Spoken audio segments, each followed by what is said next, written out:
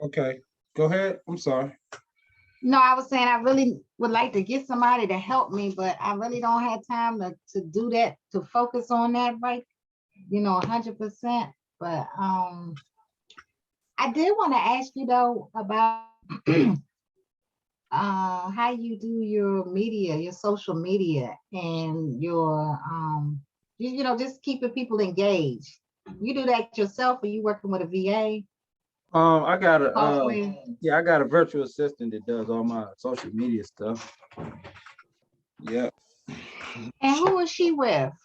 see with What me. company? I can introduce. I can have. I was gonna do it at a certain point, but because I didn't want to give y'all too much too soon. But that was something I was going to introduce once we got to that point. But if you're Oh, ready, we okay. can. No, you don't gotta wait. If you're ready, we can have that conversation. It's just a matter of me just introducing you to her, and she charged me for what she does. So she does my home care stuff, my AlanChain.com stuff. So she gives me a certain amount of content every week. So And so when you say right, so exactly. So does she design the content and yep, post it for you, and does do all of your posting and all of that, and everything. you just approving it? Yep, that's it. She sent it to me, and I approved it. That's it. Yeah, let me get that number. The reason I asked you who she's with, because I use Fiverr and Upwork, and because I don't know if I shared with you that I also invest in real estate. So I'm familiar with virtual assistants, but Yeah, I usually go through a company, but they just kind of wearing me out with, saying, because you still gotta interview them, and they don't always do what they say they can do. You still gotta manage them. yeah, and that's the thing. Like, we trained ours, so so that's just the social media. Then we got them doing our phone calls, follow-ups, interviews, all that stuff. So they do a Yeah, lot. yeah. So okay, so what I have to do to get in touch with them? Oh, you said you're gonna have her call me, you said? Um, I'll introduce y'all. I'll do like a group chat and explain. First I gotta explain to her what's our situation, and then she's actually in the group on Facebook. It's a Korean lady. You'll see it. It's on the cohort group. She's in there. She's like the Oh, only. okay. It's only 9 people in there. Ain't nobody else coming in there. So she's the Korean. The Oh, lady. Her okay. name is I don't know her name. I call her Carmel is the name of her company. But she in our What you group. say, caramel? Uh, I can't even remember. It's some Oh, weird okay. name. It's like Korean. But Okay. it's No, you said the name of her group. I didn't get that part. no, our group, the group that we in. Oh, yeah, I thought you had said something else. Her name was Caramel. I don't know. Like her company's name is Carmel Media, but her name is Catherine Song, Song, like a song. Mm-hmm. Yeah, she in the group. So I'll just we'll do a group message, and I'll introduce you to her on like Messenger, and we'll go from there. She so my social media, she only charged me like 600 a month. Okay. I'm sure. I'm not going to say. I don't know if that's the price she gonna give everybody, but I'm just saying that's what she charged me. Mm-hmm. So But like, I guess she will be able to tell what that all entails. oh Like, yeah, what do she you gonna get? do they're official. They're gonna do a whole, on board, and they first you're gonna set up a consultation, walk you through. She gonna go look first, you're gonna look at your social media and see what's up there. Well, And then she'll there won't be much. yeah, so she'll tell you what she could do from there. Like she could get Okay. you she could get your Instagram, get more followers on like they good. She the real thing. And she's not just like a general virtual assistant. She does home care, like this business. So this is her business Okay. as well. She's a nurse in the Philippines. I mean in Korea, but she do social media as well. So Also, she's currently located in Korea. yeah. Mhm. Okay. Yeah. So uh, So it's only so you just you knew her or something? just networking. Yeah, Like once you so like I've been dealing with virtual assistants for a long time. Like you said, I used to do real estate. I used to flip houses. I used to Yeah. wholesale, yeah, and all that back in the day, like Okay. right after '08. Like I had Uh-huh. jumped in about like 20, like in '09, like 2010, stuff like that, when it was like really hot. And that's when I started. That's when I got familiar with virtual assistants, and I've been dealing with them ever since. So I just got a Right. lot of them. I got, we done been to Jamaica, Philippines, and all that, meeting them and everything. I I like the ones in the Caribbean for like calling my leads for home care, and because sometimes when you like some of the Filipinos or I don't have no Koreans making phone calls for me, but the Filipinos, they don't have the greatest English. So Yeah, them, and then there's because I've been dealing with Filipinos, Pakistan, and I use a dialer called Mojo, so I could go in and listen to the calls that they're yep. making. And We use yeah, Mojo and Dollar. oh, okay. So they not I'm not really digging, like I could tell from the conversation that it could be annoying to the person that they're making the Yep. calls to. And I don't like that. And I don't really want that to be the face or on the phone of my company. Yeah, I know what you mean. Like I like Jamaica. Like you can find some ladies with some pretty good English in like the Caribbean. Um, and I found them on Fiverr. Yeah, I And they do found about some. 800 calls a week for $400. So Yeah. that's what we're gonna get started. I was gonna try to wait and see if we can get a couple more people. I'm exhausted. I ain't gonna front. I'm exhausted. Um, so we just gonna go over this. I think somebody else joined. Yeah, somebody. Hold on. Let me check. Esther. Hey, Esther, how you doing? Can you hear me? We're gonna go ahead and get started. I guess you guys can kind of, just kind of let me know how y'all been making out, what type of what y'all been working on up until this point, and if there was any concerns or anything like that, any problems you ran into, or anything that you need help with, we can discuss it now before I get into the actual document. Well, I got mine in. Okay, Esther, can you hear me? She might not even be on yet. Like people be logging in, but they're not listening. So, but this is basically the are you familiar with the home care benchmark study? No, you was talking about it last week though, about the home, the best care provider or caregiver. Home care services, yeah. So we're gonna go ahead and get into it. So let me go back. Can I go back?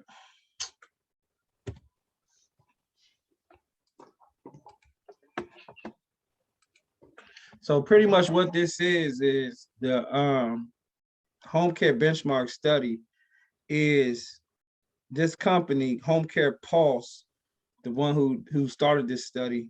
They interview the top home care services in the country. They interview all the top. Hey Sonya, how you doing? They interview all the top home care services in the country. That's what they do. And then they get all these different they have all these different questionnaires. They interview me too.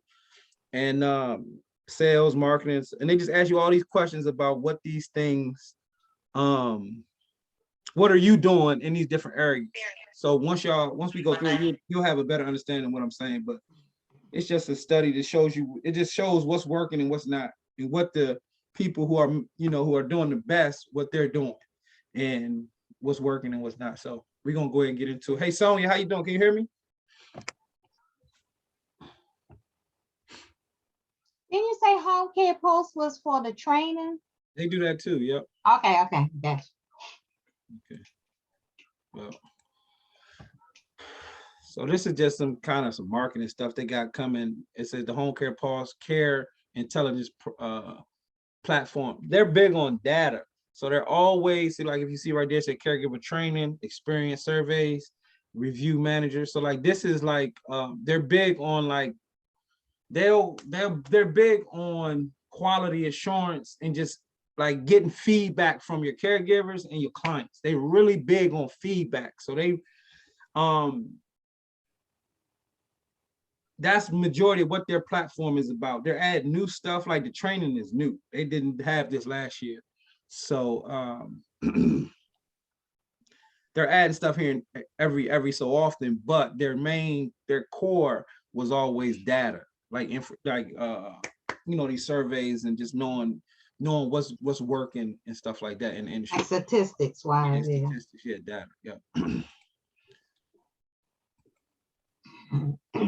So executive summary, I guess this is the whole, is this the whole thing?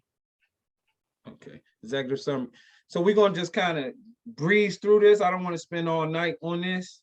I'm not gonna do anything else. We're gonna just focus on this, but it's a lot of like stuff that's just like a waste of time in here too. I mean, it's just not relevant for what we're gonna be talking about. So finance, operations, technology, the client, caregiver experience, and best of home care. So I'm just gonna go through this.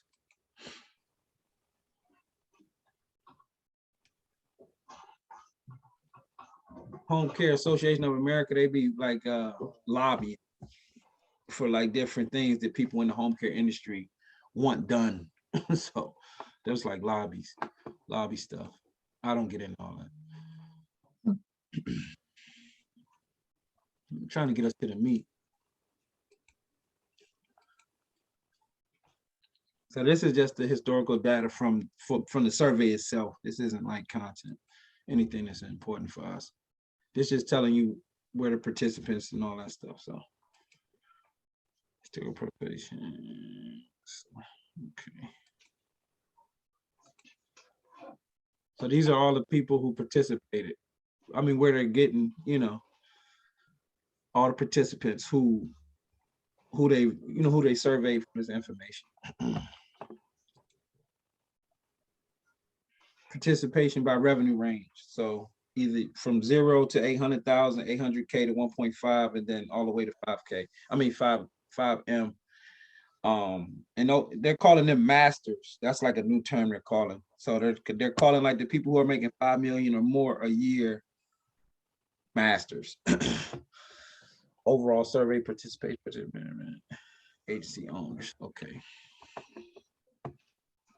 And if I'm going too fast, I can definitely just say something and then we can cover whatever. But it's certain, like, I just want to get to like certain specific things I want to talk about. I know this is relevant for y'all. Home Care Association. Okay, these are just different associations. Now this stuff is good stuff.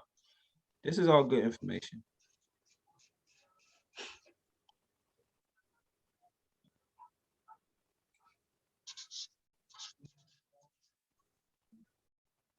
See, this is the master stuff. They did more than 5 million in 2020, so that's what made them qualified as masters. Okay, master participation by provider type, franchises. So franchises is always probably doing the best because they got the best program. They're systemized, like McDonald's. So like the Bright Stars and stuff like that, they're always, most of them are doing pretty good. The ones that are in the good rates and independent owners. So we would be independent owned.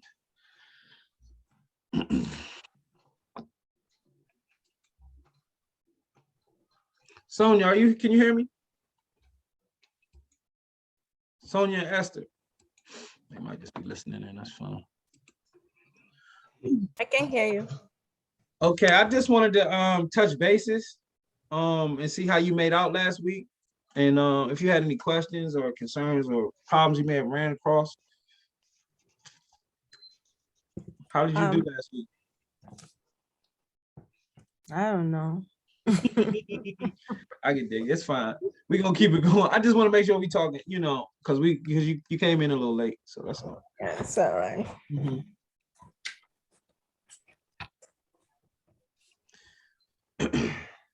So they just got some articles and stuff. Okay, now this is some good stuff here. Sales and marketing. Now this is important.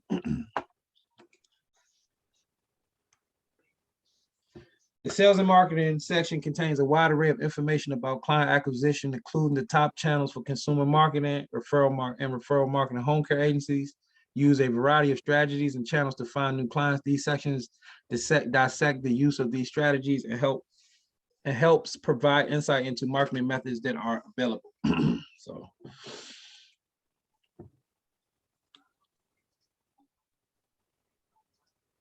What's important for me here?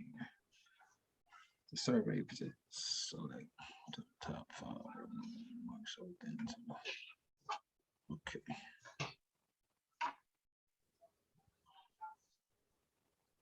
I'd be having to like read this stuff first because I don't really be knowing what I'd be looking at without really paying attention.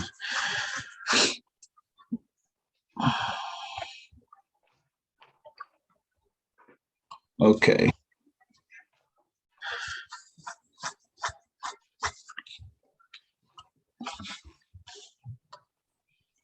So when we look at median cost, median client acquisition cost, that's important. Like the acquisition cost, that means what it costs you to get a client.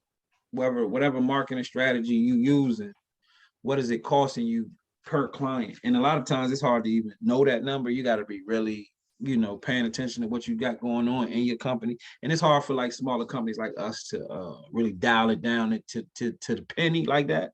But you still want to have an idea of what it's going to take per client.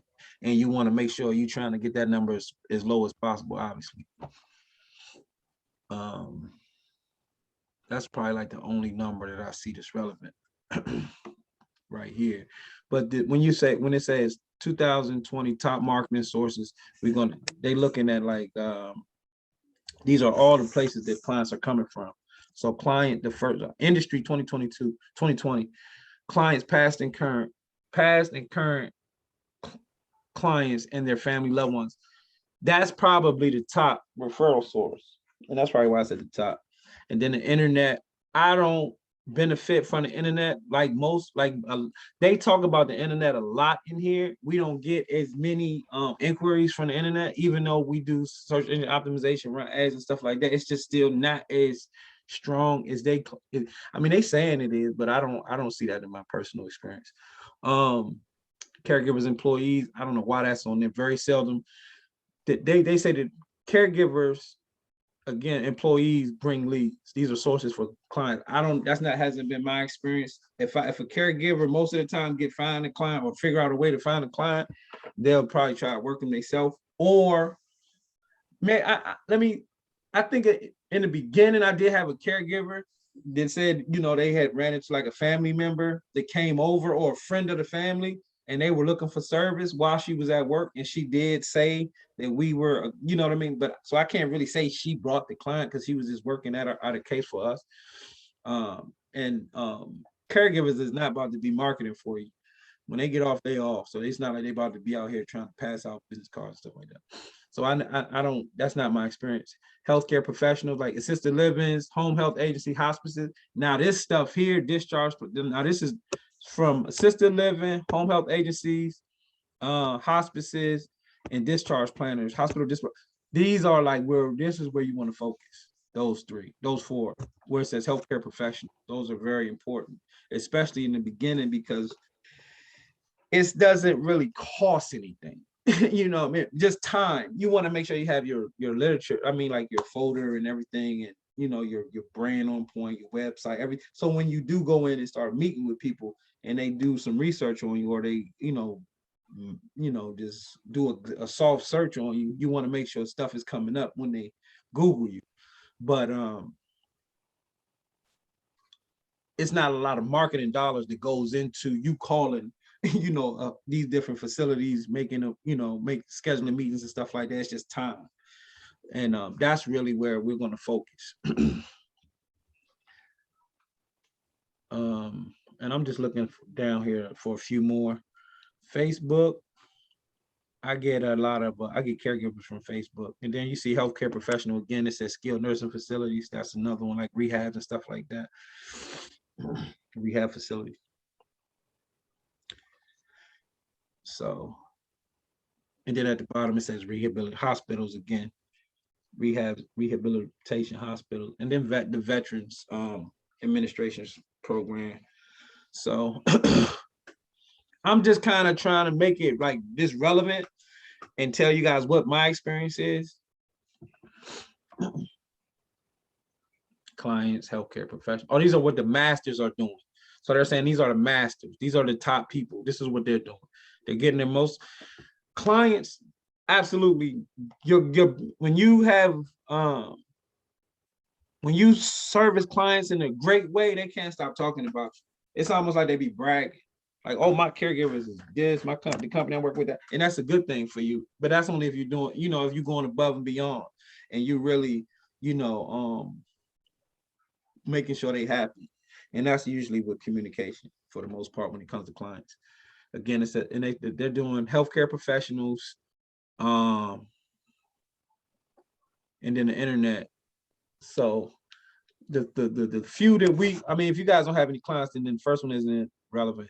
Healthcare professionals, again, this is where you want to be focusing at. And we're gonna get there. That's just meaningful relationship development. So inquiry tracking, historical industry tracking comparison. Inquiry tracking. Inquiry tracking is basically you just tracking your inquiries. Like, why they have to ask that? I guess people don't. Like, I don't know how you not like, I don't know how you call yourself being in business and you're not tracking, but things do slip through the crack. And I mean, it's just like phone calls, people who just inquire, whether it's coming through social media, your website, email. You might get an email from a client, a potential lead, a lead. And then most of it's gonna be phone calls if you got your phone number in different places. So I do understand that if you're not set up right, that things will slip through the cracks. That's why you gotta make sure you have good phone systems in place, and you have to make sure that each marketing avenue that you're using has a specific number, and you know exactly where these calls are coming from. And that's what they're saying by tracking the comparisons from the people who tracked and the people who didn't. And that's the revenue difference in the ones who do and the ones who don't. And if y'all got any questions on this stuff not making sense, we can figure it out together, because some of it I don't, I didn't read this thing like word for word. Medium sales conversion for 20%. Annual inquiries. So I am probably on this. Is this the amount of inquiries we getting? Percent graph. I think this is the one where it's how like the number of inquiries you getting. Like, so that's me, people calling in, like asking for services. I'm probably in the 50th. No. We're getting over 100. So where is that? That's the 75 percentile. Yeah. So I'm probably like over like the 120. Like, that's how many calls I get a year for home care. And I seem like a little bit, and it is. It's not a lot of calls. You don't get a lot of inquiries on home care. Compared to other industries where your phone's ringing off the hook. When this business doesn't, you don't have millions and millions of people. Like, if you look at the top people, like the masters, they're getting 1,000 calls a year, but that's probably the top. That's Bright Star. Like, I don't know whoever's big in y'all's area, if y'all even heard of Bright Star, but they're like the biggest franchise out here where I'm at. So yeah. And the majority of those that we saw where they're coming from was from healthcare professionals and past clients.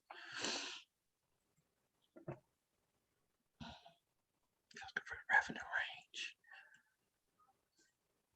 Okay. Inquiry to close assessment. Okay, this is like inquiry to close. So just conversion. How many of those leads are you converting? How many of those leads are you converting? This is what this is. 30%, 29%. I'm definitely in the 30%, like the top. Like, we're not, if we can get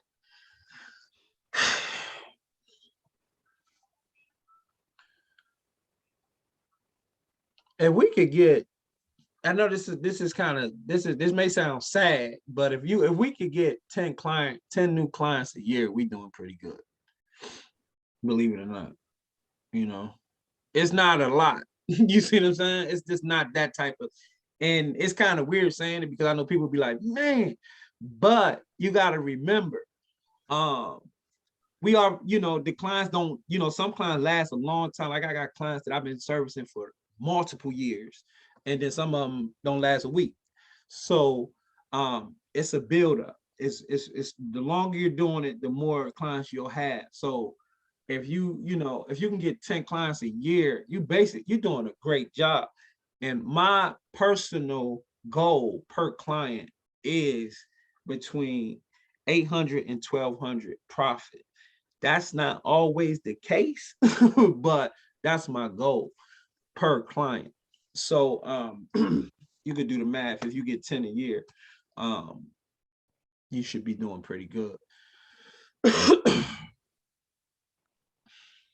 So this is just the conversions from the last page. How many are they converting? And are you guys with me on this? It's kind of hard doing this without no feedback. Are you guys Yeah. Okay, cool. And are you guys looking at the pages? Are you reading it? I don't want to go too fast. If I'm moving fast, just say something. Because I'm reading some of this stuff because I haven't read everything. Annual sales close experience first. Okay, this is just they trying to sell home care pulse right here. So they're trying to get you to use their survey here. They're trying to say that the people who, I don't use them for anything, but like the training, and then the surveys that they put out every year. And it's a quick thing. If you take the training, I mean, if you use them to train your to train your caregivers, they'll throw this in free every year, and it's like 500 every year. This survey. Top growth opportunities.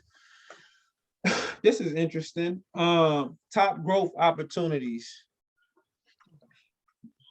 Survey participants were asked, what do you see as your #1 growth opportunity in 2021? So caregiver recruitment and retention programs, strengthening relationship referral sources, company expansion in new markets, increasing client referrals by increasing client referrals by improving client satisfaction, and company acquisition. This is buying another company. For me, I definitely see, I'm doing #3. I'm expanding into a new market. I'm still in the state of Maryland, but I'm expanding into different counties. Strengthening relationship with referral sources. We always trying to do that. Caregiver recruitment and retention programs. I don't have any, like, I'm not doing anything new, and I don't really see anything that I'm excited about when it comes to caregivers, especially since like COVID. It's just make like people not working. You know what I mean? So I've been struggling with that. So I don't see any growth opportunity in that from #1, the caregiver recruitment. And then company acquisition. I thought about it, and like some of the smaller agencies we looked at, and I made an offer once, but I'm not like in the market looking for to buy a home care service to like grow like that. No, I'm not looking like that. So the only thing that's relevant for me on this is strengthening relationship with referral sources and expanding to new markets. And you can always be increasing client referrals by improving client satisfaction. And that's what I was saying earlier, was that the better you are at making them happy, the more they're going to, talk about you, share your information. Man, I have a client now. It seemed like she worked for me because all she do is, send people. And it's like, it don't even be like, no, it's obviously we, thank her, gifts, no, never cash, just because she's wealthy. And I'm not gonna give no wealthy person I know she's cash is stupid. You just gotta know who you're dealing with. And she just loves our company. She loves that we're small, that we're, like family owned and stuff like that. She's just really helpful. And that's, like I said, her husband, we took care of her husband for about 1.5 years. and then he had dementia, and he just kept declining, and then till like maybe like 4 months ago, he had threw a bowl at her, and a bowl of ice cream, and he was like dude, I forgot his name, Lenny. He was like 6'6", 300. He used to play sports back in the day, and she was like, I can't be in the same house with him, like because if she said that's no longer my husband. Once he threw that bowl at her, she got, she put him in the home, and that was that. But she's been just like our biggest cheerleader ever since, and that's just because the care we gave her husband.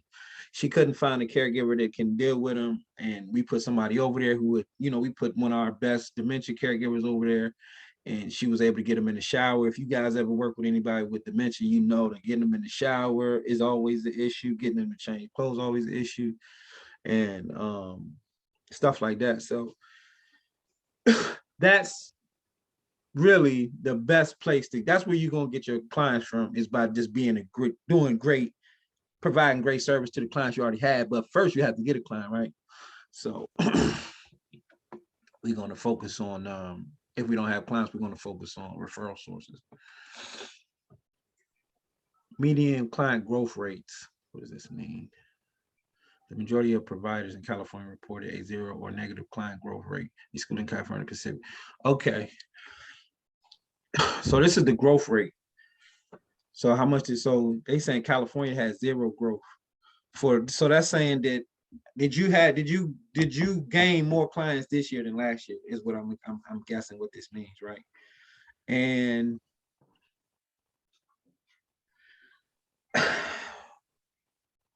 COVID, I mean, I guess it's not surprising to people who are in the healthcare field. Like, business is booming for us. I'm exhausted. Like, we're like what I've been doing in the home care side, it's been straight hiring. Like, we're just all caregivers right now. Clients is easy. Once y'all get out here and start marketing it, it's just the big agencies think they're just overwhelmed, because it's just so, because people have to get back to work. They took all these months and maybe even years off, and now they just like raging trying to get back to work. And now they don't care who in there. We need somebody in here with my grandmother, boom, boom, or my mom, and they're trying to get back and get their lives back. So not just working and traveling, vacation. So that's been great for us. So our growth has been great from the last year to now. But growth has to be managed properly or to break you. So it's not always, I mean, you always want to be growing, but it has to be like managed properly. Because if you grow too fast, then your customer satisfaction will decline quickly, because you're not there for, you're not being you're not communicating with the families the way you were probably when you had less clients, because your staff isn't to where, it has to just happen gradually. So like quick growth can hurt you, but like slow, steady, client acquisition is always a good thing. So I'm saying that to say that like all these calls are definitely putting a strain on us, even though it's good because you want it, but it has to be, managed properly. Or you'll trip over your own self. You'll trip over your own feet, especially when hiring caregivers. And that's it. It's caregivers are the lifeblood of this thing. So the caregivers have to be great, and that's the struggle, finding great caregivers right now.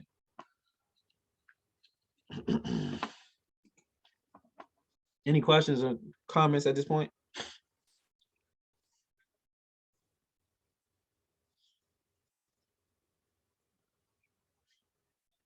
I'll take that as a no. Median client acquisition cost. Okay, so this is the median client acquisition cost. I'm in the Northeast, 672. So I mean, just being 100% honest with you guys, I don't necessarily know my client acquisition costs. I just don't. I have a marketing budget every month, and if I can add to it, I'll add to it. And if I can't make it, I won't be able to do everything I'm usually doing. I'm trying, like, I have a goal and I have a budget to maintain those goals. And if I can't,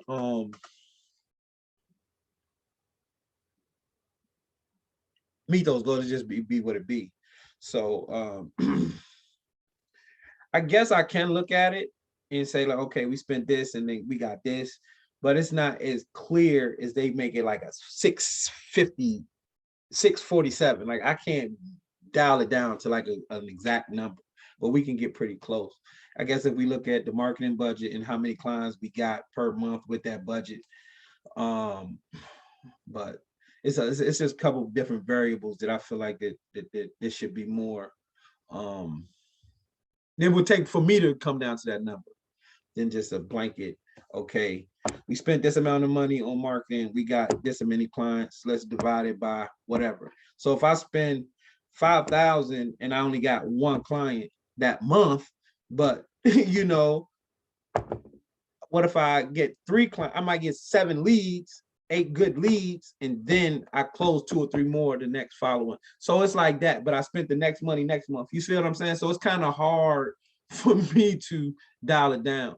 But the point of this is to know that these are the numbers. This is the amount of money that people are spending per client. That's the point that the study is showing us here. So these are the different regions. So if you out west, you expecting to pay $600 to $700 for client per client, as far as your marketing and stuff like that, whatever you're gonna have to do to get that client, and so on and so forth.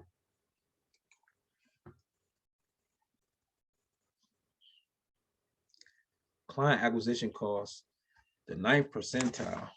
It says 95th percentile saying that they're paying only $11 to acquire. Client acquisition costs. In some past editions, this graph has been placed high client acquisition costs and high percentiles and low client acquisition costs and corresponding low percentiles. We switched this order to reflect the fact that high percentiles are typically used to show desirable rankings or outcomes, that is low client acquisition. Okay. If they're getting clients for $11, if it was a company in my market that could figure out some kind of way to get clients for $11 per, I wouldn't even be in business. I'd be in the homeless shelter, because there's no way I don't know what they could be doing to get clients for $11. Like, I don't know.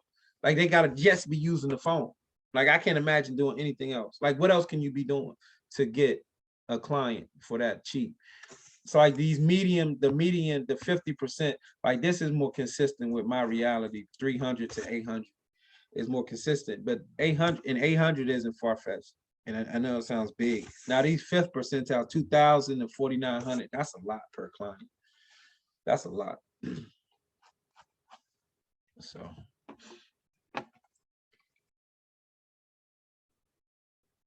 This is the hurricane, the Steve brother. He on the internet. He on Facebook a lot.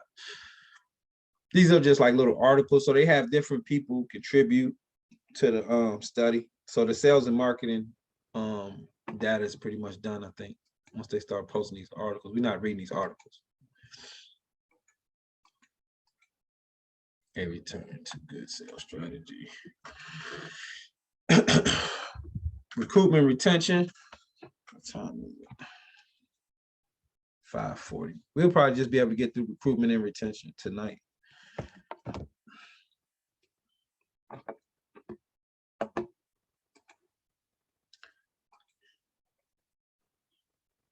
So this is good. Internet, it's like Indeed free and paid plan. Indeed is great. So have you guys all set up Indeed accounts? Sonia, and I know Sonia, you're more excited about the assisted living. So some of this stuff may not be relevant. I mean, Valerie, I'm sorry, Valerie's more concerned about the assisted living stuff. So you may not have set up an Indeed account or anything like that. But if you haven't, do it. And then you can start posting ads once you you don't have to do the paid ones, just do the free ones and start building your database of caregivers, possible caregivers that you can hire. You just want to start getting them in, because it becomes like it's a numbers game. You have to go through a lot of them to get to a good one. You might go through, you might do 20 interviews, you might look at 20, 30 applications before you say yes, just because it's just, you know, it's just the industry. Current employees, so I would like to get more referrals from my caregivers, especially my really good caregivers, but it's like I didn't already maxed out. All they friends, I'm already, you know, people that they felt like they would be good with us. We already got them. So it's kind of like you get to like a place where you're kind of stuck with that, but they're usually good because people don't really bring like lazy people to work because they feel like they're going, you know, it's gonna look bad on them. So the caregivers that we do have, they're usually, when they do bring, it's not often, but when they do have referrals, they're usually good. Facebook, I've been using Facebook a lot, and LinkedIn. I never use my CNA jobs, word of mouth. That's cool. I started out on Craigslist. I don't use that no more. Care.com, I don't use it. So I'm getting my most inquiries from Indeed and Facebook right now. Mostly Facebook, but the Facebook ones are low quality leads, like caregiver leads. top 10 caregiver recruitment sources. Again, the internet. This is pretty much the same stuff here. This just the masters. These are what the masters are doing. So these are the most successful home care services. Well, no matter whatever they're doing, if you can get as close to what they're doing. So if they're doing Indeed free and paid, you need to be doing Indeed free and paid. And so on and so forth.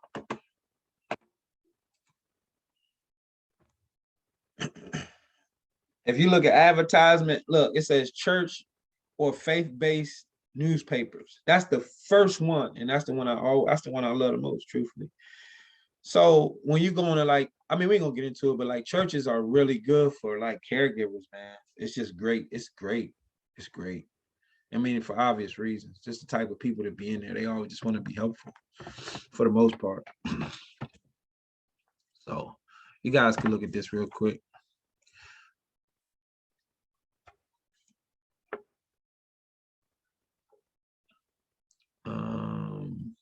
AARP.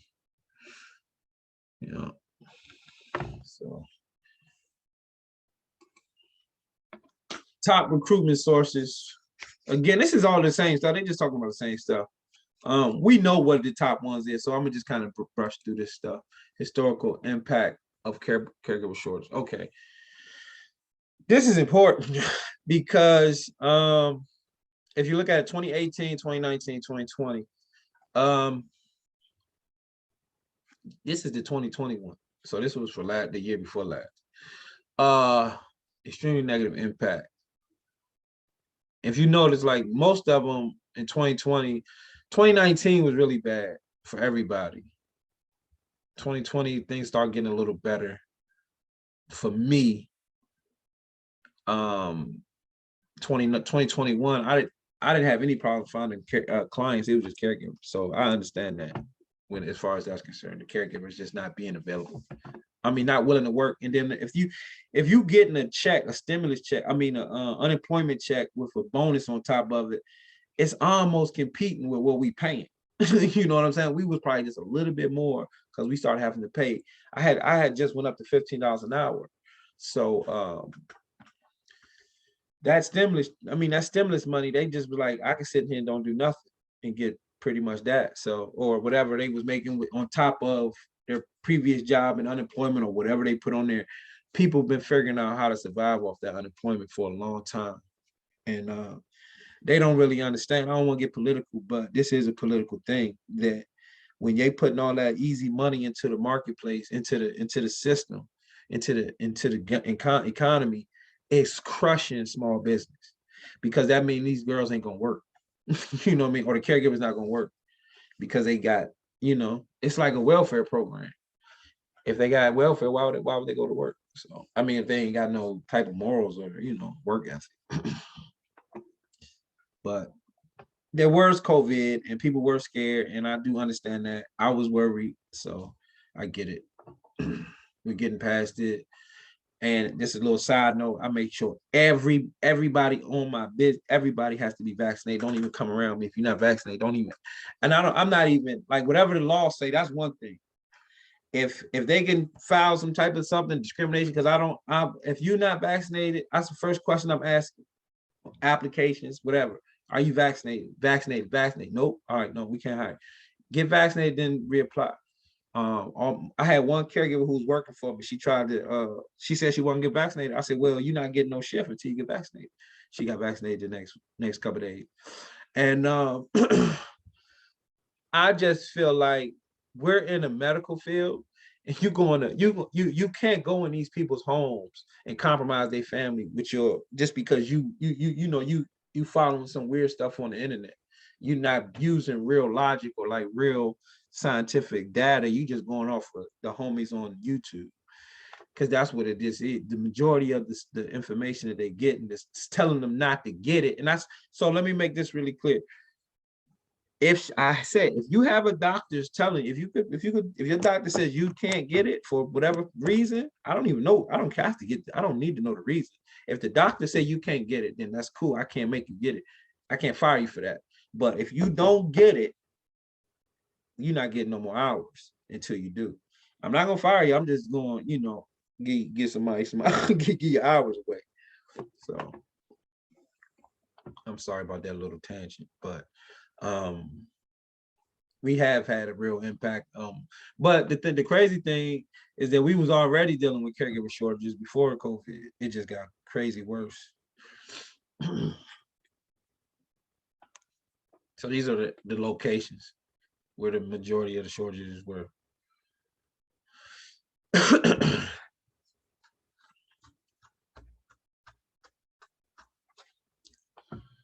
It said where got not impacted at all. And those are like states where then, if you look at some of those, well, not Ohio, those states, but some of those states up there in the Midwest, they didn't even have a whole bunch of COVID. So I know they didn't have to worry about a lot of the shortages because they just didn't have a lot of COVID in some of them rural towns. Like in major cities, we dealt with that. Median caregiver hiring conversion for 20. Okay. What are we looking at here? 30% kind of were higher. Okay. My number will probably be the lowest because I'm not high. It'll probably be like 9% or something like that. Based on how many people applied, we're probably at 15, 20% out of 100, or less. It's got to be less because if they're at 13%, it got to be less. We're not, we get a lot of BS inquiries, and that's what it is that make the number look like that. It's because we get a lot of BS, and that's because we're in a lot of places. You're going to get great caregiver inquiries from like LinkedIn. You're going to get great caregiver inquiries on Indeed. But when you start talking about social media that has these options, which is good because you get a lot of people, but you got to shift through it. Facebook is terrible as far as the quality of the caregivers. We get good ones, but it's just so hard. You got to shift through it. So that's what makes that number go so low for us.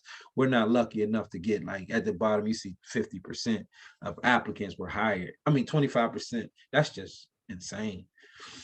I don't know where they're finding these people at. So this is the masters, caregiver applicants, caregiver interviews. See, like, look, these are 800 applicants. They only hired 144. So that's consistent. That makes sense. And what's that percentile? 17%. So, hiring ratio. Those are masters. Caregiver hiring ratio. 2020 revenue. Okay, these are the people under the masters. So it's pretty much, well, nah, because that's twice as much. Is there, because they're getting in 800 applicants, and the people making 2.5, 2.8 to 5 million a year, they're only getting 44 inquiries, 444, and they're only interviewing not 191 of them, and then they're hiring 115. That's a lot of hires out of that, them interviews. That's desperation.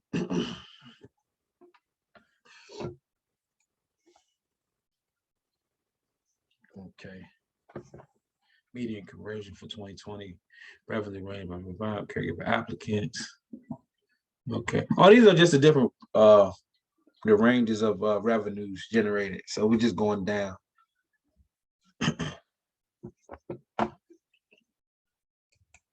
And what this is probably helping with, oh damn, I went too far. What this is probably helping with is what it should be helping with is to give you guys an idea on like what it should be looking like. Oh, I'm hiring too many people, or I'm rushing this. Why, we're obviously doing something wrong. If you're beyond these, your numbers aren't gonna look like this. Obviously, mine don't look like most of this. So but that doesn't take away the information that you can still benefit and still make decisions based on this information. Okay, what are we looking at? Caregiver lifetime value. That's another thing I don't know. And I got some caregivers that, man, I have caregivers that have been with me for over 5 years. So their lifetime value is scary. Like that's a number I would never want them to see. How much money we done made off of them since they've been working for us. But median revenue per caregiver by orientation training hours for 8 per caregiver lifetime value. 8 plus orientation hours. Okay. Median revenue caregiver per ongoing training per hours. So hold on, what am I looking at? Median revenue per caregiver employee by orientation training hours. I don't understand that. I'm thinking that meant they were saying like how much revenue you generated from the value, from that particular caregiver. But I think it's going to explain it a little further on the next slide. So let me, because this is like it's half and half. It's two different things right here. Well, it was the turnover rate. Turnover rate, it is what it is. They're gonna quit. They're gonna stop showing up. They're gonna the ones that got some, decency about themselves, they'll communicate. But a lot of times life happens. The people that we're hiring, they're usually some, a lot of times they're in different situations. They might be in binds, financial binds, because they're just low wage workers. It is what it is. Low wage workers deal with a lot of problems. Poverty, poverty comes with a lot of problems. So we empathize with that, and we try to be mindful and patient with them, because they're working for us. But at the same time, we're not gonna let them, crash our situation or, ruin a client, which they do all the time. Like if a client, like I have like a particular situation that's going on right now. I have a client that he wants, like 40 something hours a week, which is a great case. And I have the caregiver, but now she's off. And now he don't want nobody else. You know what I mean? So it's like, I'm all, and she's a great caregiver, like a great caregiver. She has all these, she was an EMT. She's just awesome, but she got life things going on. And, it was a call out here, it is, that. So it's like, but the family loved her. And now we're trying to, get him to accept or even consider another caregiver. The reason that he's not accepting another caregiver, from my perspective, is that he doesn't need it as much as he says he does. Because if you need a caregiver and you got stuff to do, and your mom or your loved one needs somebody there while you're working or whatever, it's no other way of going about it. You have to get a caregiver. And I know he didn't, because he may have went with another company, but he's not communicating like he did. He's like, oh, we'll just wait for such and such, and we'll see how, but it's like that's like hard, because it's like, this person is kind of blocking your bag, and it's nothing you can do about it. I mean, you could keep talking to him. Like we try to communicate with him, as often as possible, checking on, make sure, oh, we're just checking on mom and see how she's doing without a care. You know what I mean? Trying to remind and drill, kind of get back in there with another caregiver, but sometimes it's just not the case. So hiring is very, it's touchy. So you got to be careful because you want to make sure when you put somebody over there that they're going to be consistent. Because one thing we try to do in our company is to not do a whole bunch of like different caregivers. Most companies, like bigger agencies, they're like chop shops. They be sending, so I done been to clients' houses, we didn't, not me personally, but we done been in clients' houses on consultations where they say, oh, the last company, like they visiting angels, they call them visiting devils around here. They say visiting angels, they send a new person every shift, like every day almost. I'm like, huh? So the mom or the loved one, they have no consistency. So if you got dementia, I don't even know how they're getting it off. Like how you can send a new caregiver to somebody with dementia every few days. Like it's just they're gonna be way confused.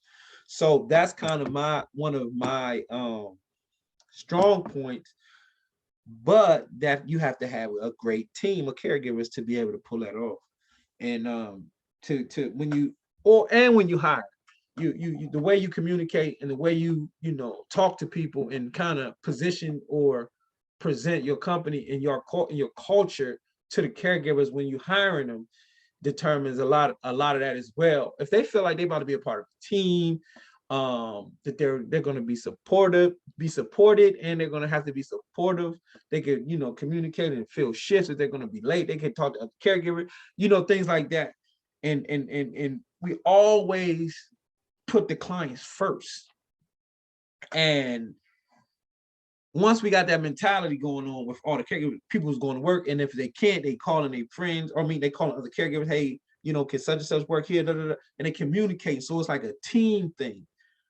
Bigger agencies, they can't keep that up because it's like, they have to, they have to do other things and, to maintain those big overhead costs, especially them franchises. They got big overhead. That's why we can beat them for prices because their overhead is high. If they can't go under like 23 or $22 an hour. I can and still make money. They can't. So just think, if they can't make money at 23, 24, or they can't make money at 22, 21, 20, 19, I can make money at 19. And it's almost no agency in my market that's going to charge that little for care. I'm not going to make a mint, but I don't care because I'm always thinking long term. Most clients, they always sign up with a little bit of hours. They always sign up with the minimum 20, 25 hours or express care just to try it out. So I'll get in there at 18, even 19 an hour, paying a caregiver 15. And you're like, man, you ain't making no money, $4 an hour. But it's a long game. And then it's always about client acquisition. If I have multiple clients, the more clients I have making that $4 an hour, then obviously I'm doing pretty good. So again, I just kind of went a little left, but that's the importance of, from my personal experience, picking the right caregivers to go into your clients' homes. It's 6 o'clock and I don't y'all not giving me no feedback. I feel like I'm talking to myself. Can y'all hear me? This been like I feel like I'm in school or something. Yeah, we listen. I'm listening. I need some feedback. Like none of the information, is it like boring or like is it relevant? I'm just taking it in, listening. Okay. Yeah. Okay. Any questions or thoughts or anything? Because we're gonna wrap it up. Well, how does this work? I know this is for, of course, the home care, but talk a little bit about it as it relates to assisted living. You still doing assisted living? Yeah. So that's what I don't know if you heard me in the beginning. And when I first said this, I had said that I know that if some of this information for you in particular may not be as relevant because you focus on assisted living. But the information the numbers for the clients and what you making is totally different. But hiring caregivers and stuff like that is pretty much the same. So like Yeah. all this information that I'm talking to you about caregivers, this is relevant to you, you know, because these caregivers, they're gonna work at your facility. Right. And the beauty of doing home care for me, because we got into home care first, is that we were able to, we already had caregivers. Right. So Are these caregivers primarily living? I mean, well, as it relates to assisted living. absolutely. So the way I staff my assisted living, the way my little strategy is this. I always want to put at least one live-in in there. If it's a bigger house, then we'll get two. But I always want one live-in, because that live-in is gonna be like my eyes and ears. And then I go a step further and get them the training to be the assistant living manager. So you're in Maryland, so you understand what I'm saying. You have to have that the alternate. They're not the main, but they're the alternate. So they're not actually responsible directly unless the main assist manager isn't available. So, but they have all this, they have the same knowledge. So that's basically saying that I have a live-in manager. What I couldn't afford it if it was an actual manager to live there, you know, because you can't pay him that much. But a caregiver that's been trained as a manager with that training, and you know, I pay for it to put it through the training. And so I have that, a caregiver there, and then depending on how many residents and the level of care per resident, that's going to determine how many other caregivers we need.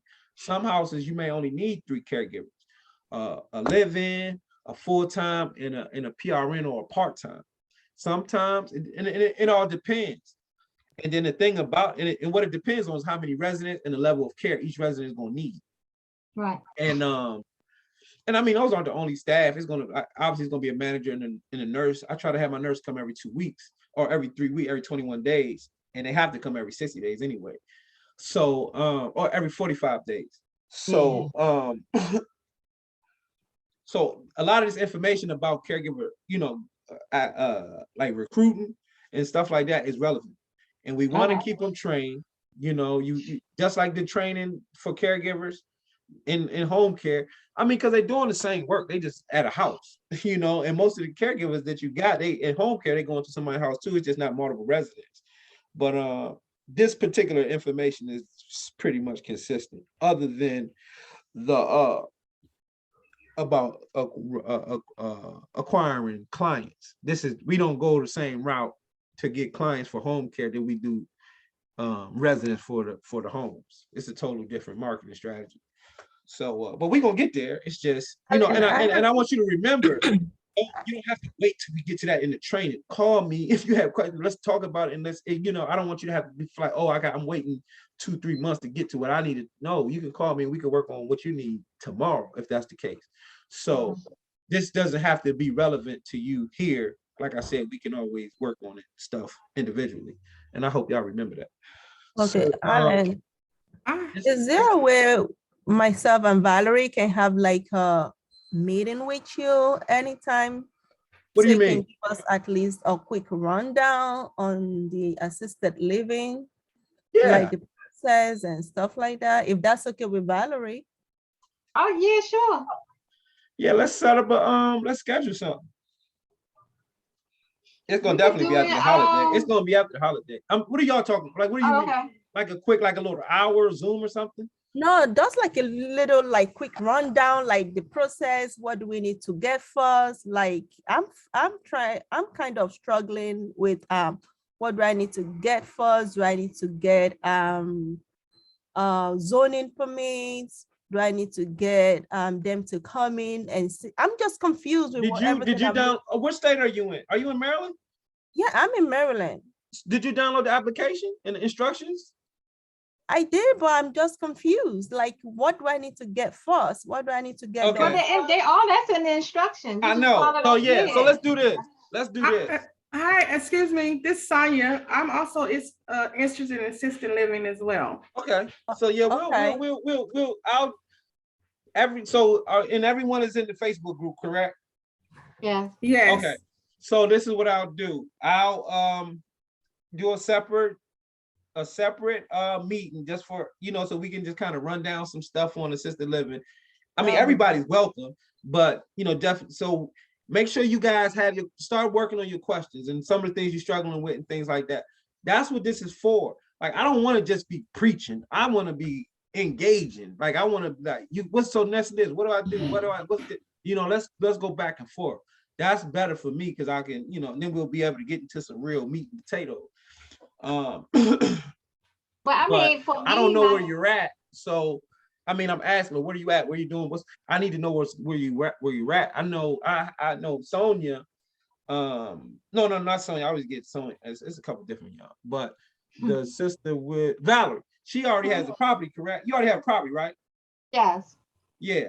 So Valerie, I think I'll reach out to you on on the Facebook group, and maybe I can have a chat with you. and that's what I'm saying. So like that was the point of the cohort, for you guys to work together as well. So you feel free to jump in there, post your questions in the group, and we can communicate there as well. Like this is what this is. That's a private group. It's nobody else going to be in there. Each cohort got their own group. So all that information is only the people that's in these meetings here now is going to see it. So feel free to like share openly. And I know, so I didn't realize two of y'all, was it two of y'all, three of y'all in Maryland or two? I'm in Maryland. Okay. I'm in Maryland. Sonia. I'm in Michigan. Okay, so it's Sonia and Valerie are in Maryland. So a lot of the same stuff, and y'all both doing assisted living, a lot of the same stuff is going to be, y'all gonna be dealing with a lot of the same challenges. Valerie already has a property, and how are you making out with did you talk to the state? This, according to the state, this system is down, and they don't know when it's going to be back up. They don't even know what happened. When did that happen? When did you get that information? I talked to them Monday. I talked to Sean Settles Monday, and he asked me to call back in a couple of days and speak to Mr. Sleeth. And I called him back yesterday, and the system was still down. And I asked Mr. Sleeth when did he want me to follow back up with him, like next week sometime. He was like a week or two. Oh wow. Yeah, I mean the banking says everything went down because Amazon went down like 2 days ago. So that took banks down, everything. My bank, Navy Federal, was down. So they have to, maybe that has something to do with it. I don't know. But that's interesting to know. But I'm gonna tell you just from past experience, like this holiday season, OHCQ is not gonna be, they at work, but they on vacation. Yeah, and I figured as much. Yeah, and that they at work, but they not doing nothing. They ain't doing nothing for a minute. Yeah, they ain't doing nothing when they supposed to be. But I mean, I know they swamped over when everybody dealing with stuff. But yeah, we could get to it. So let's set something up. I'll just create like a separate little meeting or something, and then we'll just jump on here and just go crazy with all y'all assisted living questions and stuff like that. So can I ask Sonia, do you already have a property, Sonia? No, I'm going to lease my first property, and I am finding it challenging to lease a property because the landlords are asking me about money. How much am I going to make? Some of them are saying no. Yeah, that was my first experience. The first property we did, I was renting a house from a landlord, private owner, a brother, and he was like, we agreed on the terms and everything to start putting seniors in it. Once we start making money, he was like, he didn't want us to. He like, shit, y'all doing it in my house. Y'all, if I evict y'all, I can, do it myself. So that's going to be a thing. Yeah. But so you got to go in there with a long-term lease. Like, look, resident seniors are low impact residents or what you call tenants, right? When you talk about like most landlords who that's their business, and Valerie, she's in real estate, so she understand that they are, they want, most of the time they want tenants who going be there for a long time and pay consistently. And that's what you're going to be able to provide. I'm going to pay consistently and I'm going to be there for a long time. And the fact that there's seniors in there. Seniors don't kick holes in walls. Seniors don't write on the wall. Seniors don't do all that. So once you explain that to them, or you make them see the bigger picture or see that angle, then it's a little bit more, you know, they're a little bit more receptive. And this too, this is this was the agreement. I had a bonus for every time. So if the house was full, I paid an extra amount on the rent per client. You see what I mean? So if we got, we were paying an extra $450 every time we got a resident. So we were paying the original rent, I think it was like $1,600. And then on top of that, every time we would get a client, we'll pay him more. So at a full house, he was getting way more than market rent. And it was a win-win because we were still profitable. And we were just paying rent and our caregivers, and we didn't have to worry about the house. We paid all the bills, like the stuff like that, but he had the mortgage and all that. But so we didn't have to buy a house. We didn't have to buy a house. So it could be done if it's done correctly. You know, you could lease a property from a landlord, and I suggest doing it through like a professional real estate investor, not somebody who just has a house for rent, like somebody who actually understands real estate and things like that. So yeah, it has multiple properties. yeah, probably. exactly. And then, yeah, that's what they do. Yeah, and then some, because I had recently started doing furnished rentals. I guess, you know, most know it as Airbnb. And I started subleasing, and I just put together a little write-up of that I would send to the landlords of why it was beneficial for them to go with me versus a traditional tenant.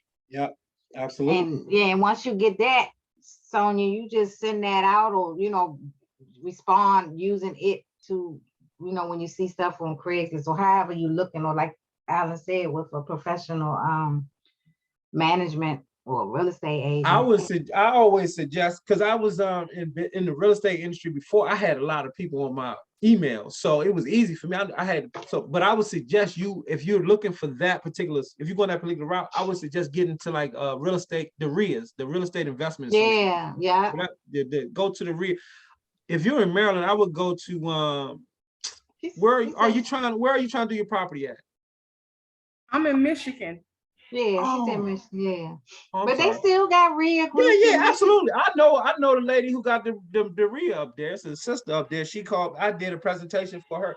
I just got to find her name, and she runs the RIA out of, I don't know what part of Michigan, but she in Detroit, and she does like a lot of house flipping and stuff like that. She wanted me to come speak to the her group about assisted living.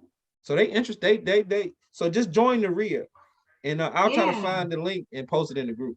Oh, okay. Thank you. Actual and then they still have Meetup. It a long time ago, used to be a website called Meetup. And when meetup.com. I'm on there. I got a group on there. So so go, Sonia, you can go and Meetup. Meetup.com. And you can type in RIA in Michigan or whatever, and it should bring up most of the groups. And then you just want to get your little write-up. And a lot of the groups I participate in, they have where you could present your deal or whatever. You just want to get up in front of the group and partner. You're looking for a investor who has rental properties who want to partner, and a lot of them will be very interested now, because you got a lot of tired landlords who will beat up behind these. Absolutely, them rents. Nobody paying their rent. Yeah, and you couldn't evict. Another problem I'm coming across, they're charging $2,000-$3,000 just to lease also. I mean, because they trying to cut into what you got going on. That's probably all that is. They know what you're doing and they understand the business model. Yeah, but you just haven't found it's just negotiation. Yeah, it's just negotiation. Like you said, I gotta hop off of here. We can keep this conversation going. Y'all can stay on if y'all want, but if not, y'all can just communicate in the Facebook group, exchange information and things like that. That's the point. All right. Okay. Hey, look, next Thursday we gonna meet after the New Year. Next Thursday, and then it's gonna be Christmas, so we'll just meet after the New Year.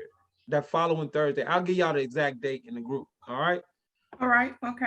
I don't want y'all to be worried about this and, you know, the holiday season and stuff like that. Families need to be focused on family right now, Okay, including myself. All right. okay, All right. Thank Thank y'all. And if I don't hear from you guys, have a happy holidays. All right. okay, you too. All right. Thank you. Hi, Yeah, Valerie. uh-huh. Can I reach out to you, please?